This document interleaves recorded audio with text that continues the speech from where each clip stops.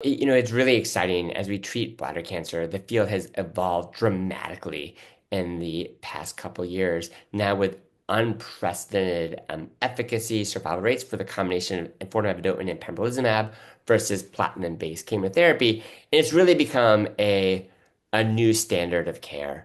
I think we are fortunate, in Boston where we can really focus on one different tumor, but a lot of time, I know firsthand from my time before I came to Farber, this bladder cancer is one of many disease that our physician will be treating, and it can be really challenging to integrate some of this new therapy into treatment patterns. And then once it's integrated, it's even harder to sort of manage those toxicities. So this was something that was done in conjunction with Prime. Just we're offering education to providers across the country and sort of getting their insights on challenges. And what we saw overall is that, there's certainly a need and a desire to get information how to individualize treatment plans, how to sequence therapies and keep up with therapies. And over a quarter of the survey physicians said that was an issue.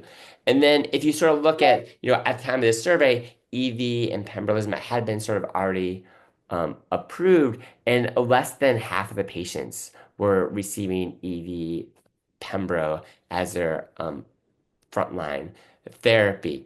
And so really highlights the need to educate. And so through this program, we were able to offer lectures to these physicians virtually. And, ultimately, everyone felt very much satisfied, had a better understanding of the disease state, and was more likely to incorporate newer therapies into their practice. So as we think about evolving care for our patients with cancer, it's equally important as designing trials and developing new regimens.